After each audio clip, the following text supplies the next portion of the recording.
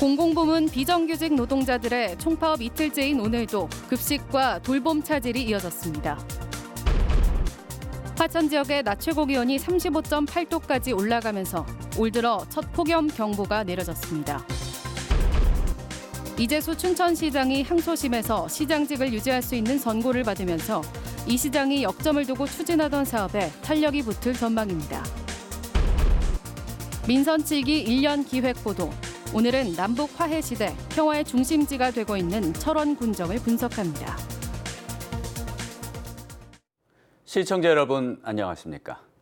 공공부문 비정규직 노동자들의 총파업 이틀째인 오늘도 급식과 돌봄 차질이 이어졌습니다.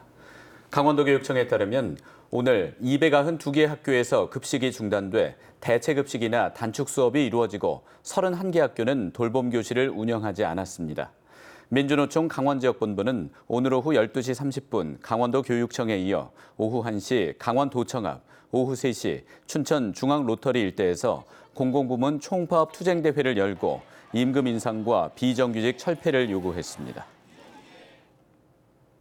이재수 춘천시장이 항소심에서 시장직을 유지할 수 있는 선고를 받은 이후 이 시장이 역점을 두고 추진하던 사업에 탄력이 붙을 전망입니다.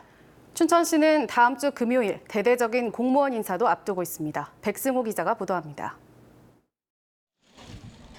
항소심에서 시장직을 유지할 수 있는 선고를 받은 이재수 춘천시장. 법정에서 나오자마자 시정에 매진하겠다는 입장을 밝혔습니다. 중단 없이 처음에 가졌던 마음대로 시민을 위해서 열심히 일하도록 그렇게 하겠습니다.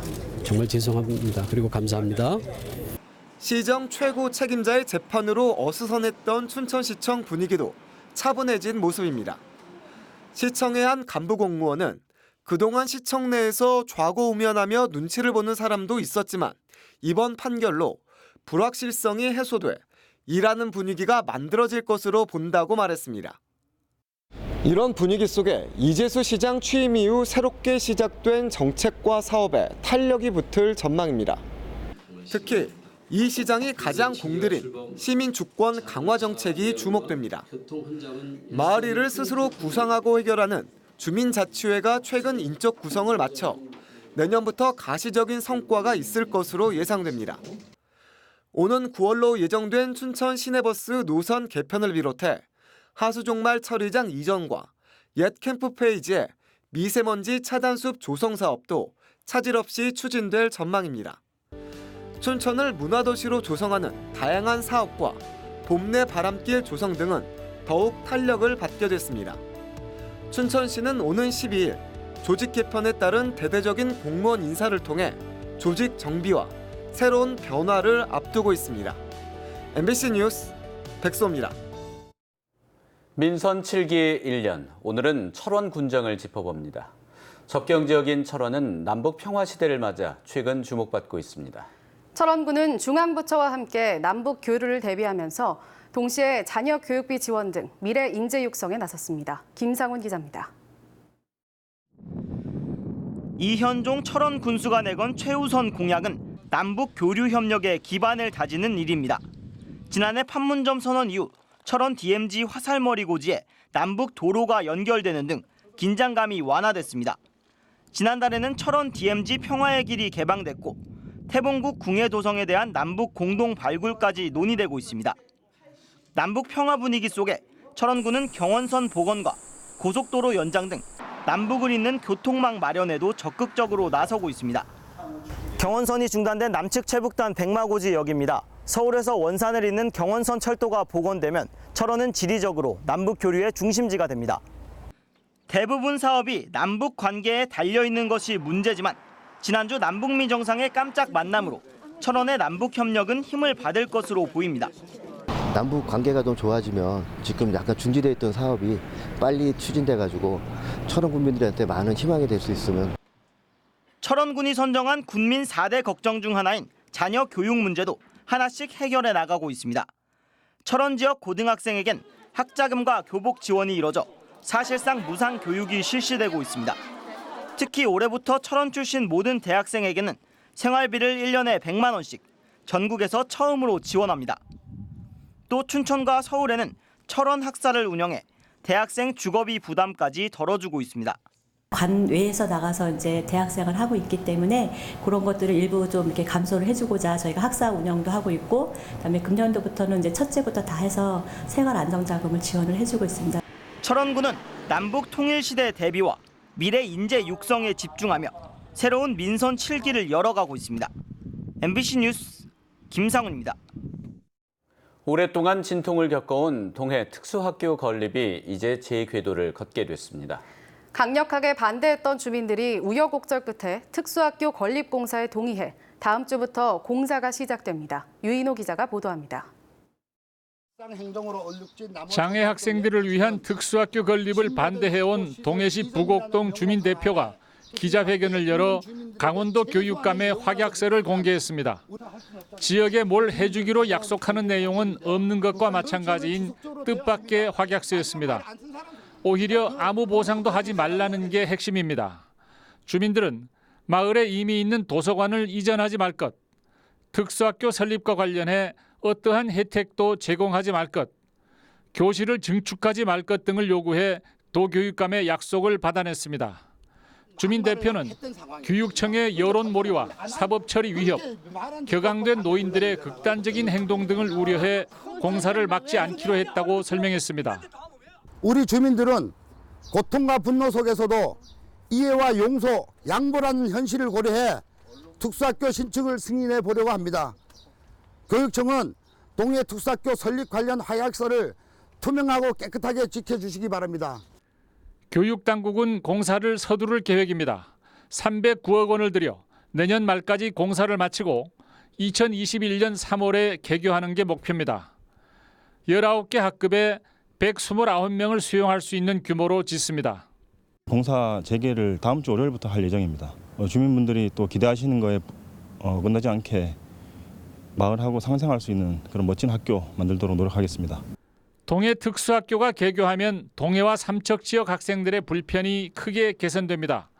동해와 삼척에서 강릉과 태백의 특수학교를 다니는 학생은 현재 60여 명. 가족과 떨어져 기숙사에서 생활하거나 먼 거리 통학을 하고 있습니다. 불편 때문에 어쩔 수 없이 일반 학교에 다니는 장애 학생들에게는 선택의 기회가 생기게 됩니다. MBC 뉴스 유인호입니다. 남한강변에 있는 한 마을이 축제 공간을 확보하겠다며 제초제를 살포했습니다. 강으로 제초제 성분이 유입됐을 가능성이 높은데 이 마을은 한강수질 보호기금을 지원받고 있습니다. 권기만 기자가 취재했습니다. 남한강 상류에 있는 강원도 원주시의 한 마을입니다. 강 주변으로 새카맣게 말라 죽은 풀들이 눈에 띕니다. 짙은 초록빛의 주변과는 대조적입니다. 지역 여름 축제를 준비하는 과정에서 축제장 부지에 제초제를 뿌린 겁니다. 일부 조금 찼는데요. 거기 닦으려고 보니까 예초기라도 너무 심해 그래서 그냥 조금 줬거든요. 문제는 해당 부지가 남한강과 바로 인접해 제초제가 강으로 유입될 수 있다는 점입니다. 보시는 것처럼 강물 바로 옆에 있는 풀들도 이렇게 말라 죽어 있습니다. 제초제가 바로 강으로 유입됐을 가능성도 커 보입니다. 여기는 그 2,400만 수도권 시민들의 식수원입니다. 그래서 식수원 주변에 제초제라는 독극물을 뿌렸다는 자체가 좀 잘못됐지 않나 이렇게 생각합니다. 제초제를 살포한 축제위원회는 친환경 제초제를 썼다고 주장하고 있지만 마을 농약 판매상에서는 친환경 제초제를 취급하지 않고 있었습니다. 친환경 제초제는 동네에 없어요?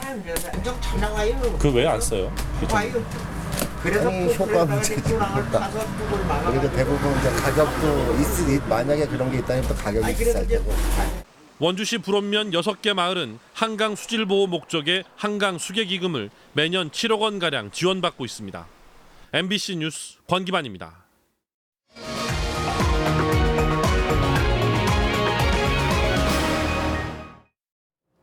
화천 지역의 낮 최고 기온이 35도 안팎까지 치솟아 올 들어 첫 폭염경보가 발표됐습니다. 오늘 낮 최고 기온은 화천 35.8도, 홍천 35.5도, 춘천 34.7도로 올 들어 가장 높은 기온을 기록했습니다.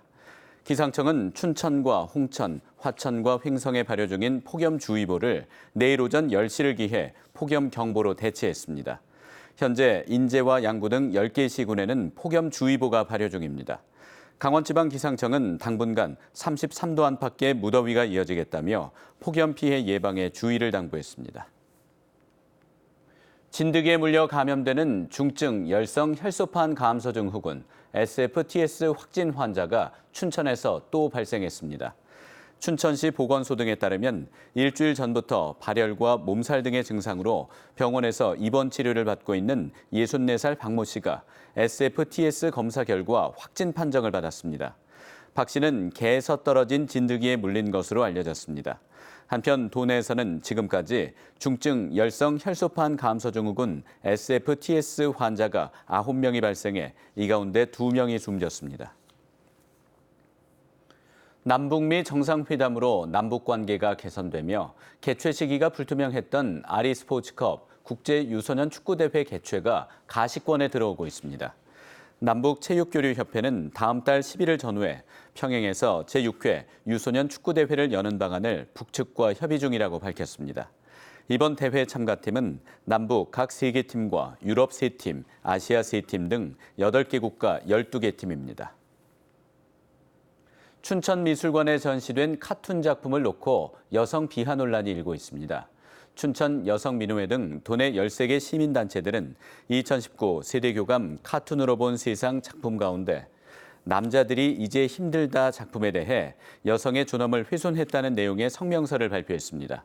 이에 대해 춘천시 문화재단은 작가의 예술적 표현의 자유는 보장돼야 하지만 관객의 입장에서 불쾌감을 준 데 대해 유감을 표명하고 작품을 철수했습니다. 세계 랭킹 포인트가 부여되는 춘천 코리아 오픈 국제 태권도 대회가 오늘 춘천 호반체육관에서 개막됐습니다. 춘천 시민과 대회 참가 선수, 임원 등 3천여 명이 참여한 가운데 열린 개막식에서 춘천시는 춘천이 태권도 도시임을 천명하고 태권도 종주 도시로 선포했습니다. 이번 대회에는 61개국에서 2,500여 명의 선수단이 참가해 오는 10일까지 겨루기와 품새, 격파 등 종목별 경기가 펼쳐집니다. 대회 기간 동안 춘천시청 광장에서는 태권도 공연이 열리는 등 시민들을 위한 다양한 문화 행사도 진행됩니다. NH농협은행 강원영업본부는 오늘 강원도청에서 최문순 도지사가 참석한 가운데 강원체육발전기금 1억 5천만 원을 강원FC에 전달했습니다. 이 자리에서 정병훈 농협은행 강원영업본부장은 지역사회 주요 이슈에 적극 참여하는 것이 NH농협은행의 최우선 목표라며 최근 상승세를 타고 있는 강원FC가 앞으로 좋은 성적을 유지하기를 바란다고 강조했습니다. 신임 김재규 강원지방경찰청장이 오늘 취임식을 갖고 본격적인 업무에 돌입했습니다. 김 청장은 취임사를 통해 그동안 강력범죄와 절도범 검거율 전국 1위를 달성한 강원경찰의 헌신과 열정에 찬사를 보낸다며 앞으로도 적법 절차에 근거한 인권 경찰이 될 수 있도록 노력하겠다고 밝혔습니다. 김재규 신임 청장은 경찰대 2기로 2009년부터 2011년까지 삼척과 동해경찰서장을 지냈고 경기 북부지방경찰청 차장과 경찰청 수사구조개혁단장 등을 역임했습니다. 지난 5월 8명의 사상자를 낸 강릉 수소탱크 폭발 사고는 혼합 농도 이상의 산소가 유입된 상태에서 정전기 불꽃 등으로 인해 발생했다는 정밀 감정 결과가 나왔습니다. 강원지방경찰청은 과학수사연구원으로부터 탱크 내부로 폭발 범위의 혼합 농도 이상으로 산소가 유입된 상태에서 정전기 불꽃 등이 점화원으로 작용해 화학적 폭발을 한 것으로 판단된다는 감정 결과를 받았다고 밝혔습니다. 강원문화재단 운영 개정 조례안이 도의회 상임위를 통과했습니다. 강원도의회 사회문화위원회는 기존 사무처장 체제를 대표이사 체제로 변경하는 운영 개정 조례안을 원안 통과시켰습니다. 하지만 조례안이 통과되기도 전에 대표이사 임원 추천위원회를 진행하는 등 절차를 제대로 지키지 못했다는 비판도 나왔습니다. 최근 학원 어린이 통학버스 사고가 잇따르자 강원도교육청이 학원 통학버스 안전관리 실태를 집중 점검합니다.